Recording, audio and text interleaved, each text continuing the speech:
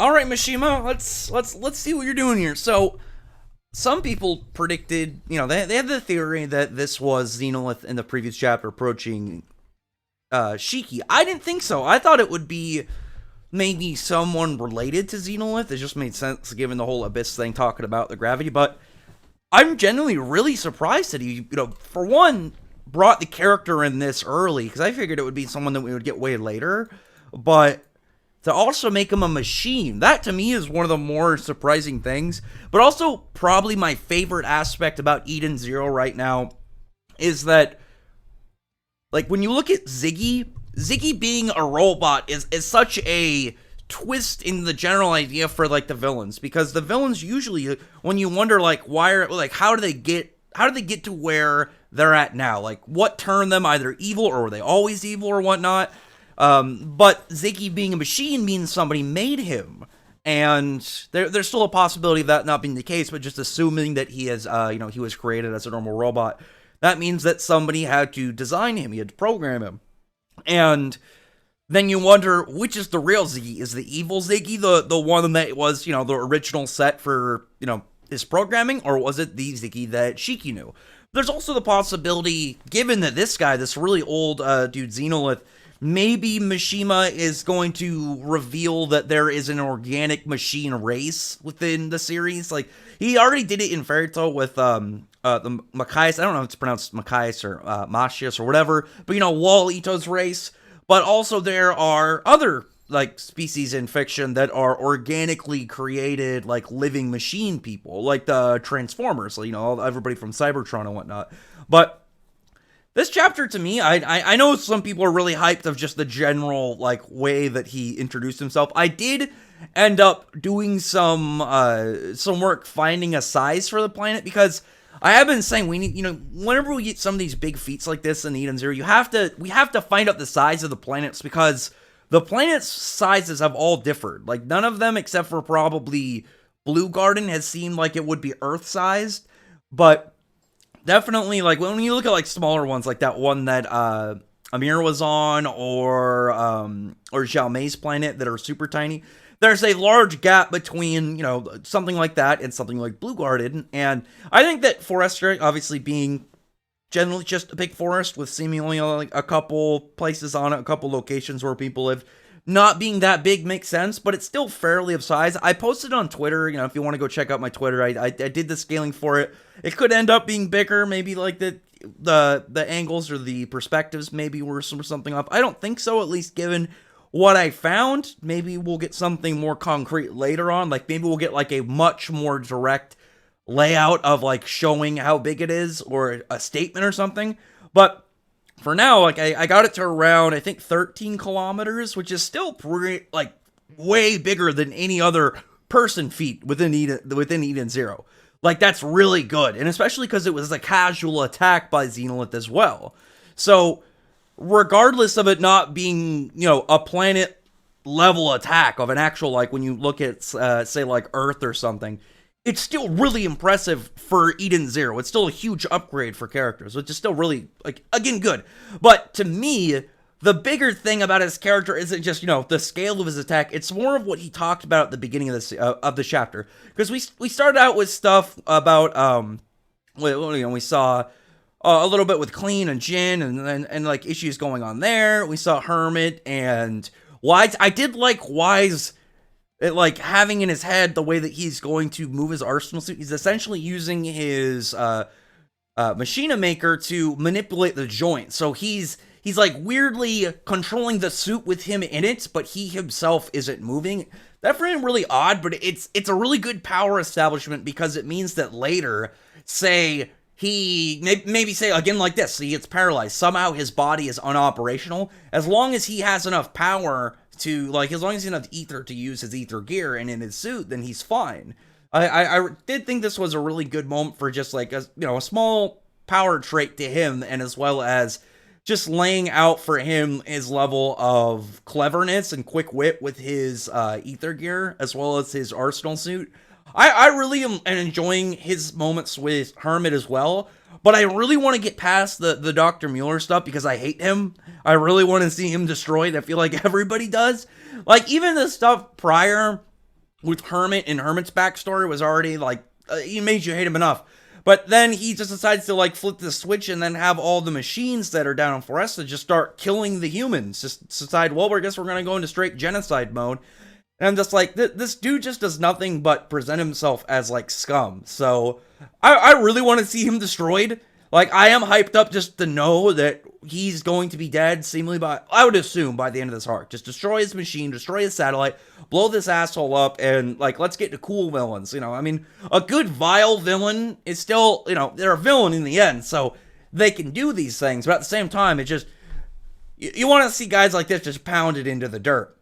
But the stuff with, Xenolith that I thought was way more impressive than just, like, the scale of his gravity was when Shiki said that his pain was going away, and Xenolith said that he made his pain lighter, which also means that he can make somebody's pain heavier. So, say, like, he could make a bruise feel like maybe broken bones, or say, like, a cut feel like an entire lacerated part of your body, just torn up and massively eviscerated. But he says he's not healed, so I'm wondering if, like he said, when he's saying true gravity transcends even concepts, that he's doing it almost like at the concept of pain. Like, it isn't the same as, like he said, healing, but it's like a temporary kind of almost doping mechanism. So it would be like, oh yeah, you can sort of ignore damage, or at least the amount of the pain that might hinder you. Kind of like, you know, have you ever heard somebody that is, because of stuff like adrenaline, their body is just so jacked up on energy and, you know, just, you know, fight power that they might not notice like broken bones or some, you know, some wounds. Something like that is how I imagine this is. But I did see, like, the wording on that, true gravity transcends even concepts. I tell people, like, when Mishima wants to do big game stuff, when he goes into his bigger characters, he goes crazy. Like, he already had, you know, conceptual stuff in Fairy Tail, so it's like, I knew he was going to do crazy broken stuff like this in Eden Zero. We just hadn't gotten to it yet. But this is a good example of that. But when he's talking to Xenolith and he's saying, you know, it is the weight of the heart, and I'm guessing that the emotional state is going to obviously play into his power. I mean, that's usually the case for people's abilities. But when he says, like, he needs to dive deeper into the abyss, I'm guessing the darker aspects of Shiki is what powers his ether gear, because it is called Satan Gravity. So it has an evil sounding name, so I'm guessing the power is going to stem in a much more aggressive and just vicious place. I did really like further showings of Elsie and Justice. I wish you wouldn't just call him James. I know James, it's not a bad name, like, it's a very normal name, it's a very real life name. But I like the Justice. I think he just has a cooler code name for him.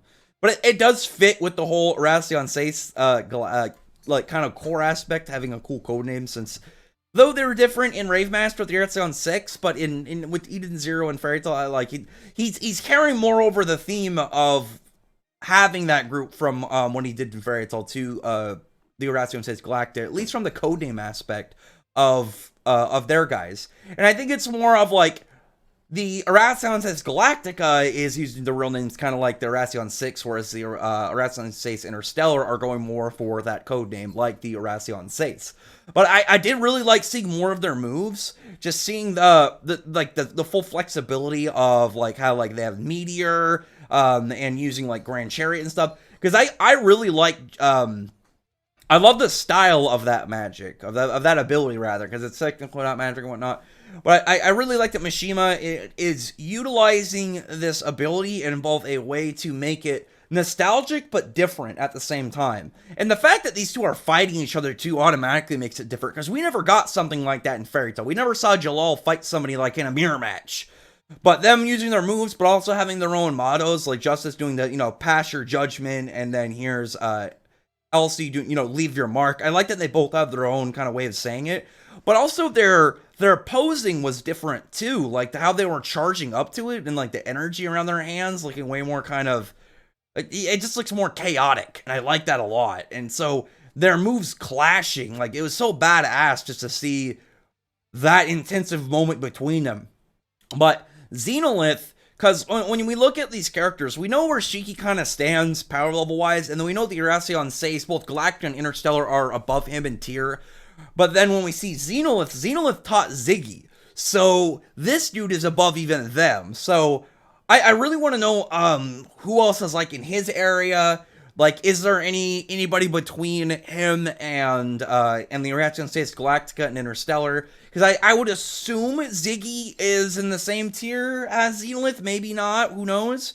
But when he used that attack and you just see him drag down all of the robots and just people all around Forrester, and even the Eden Zero ship that's still in the air, it was just such a cool moment to see. Like, he's just like, hey, guys, settle down. Because he didn't, I feel like if he wanted to use a damaging attack, something that would, like, actually really hurt them, he could. Because this looked pretty fair for him. And Gravity's Center is, it's like a crowd control move in reality. It's not something like Gravity Fist or anything.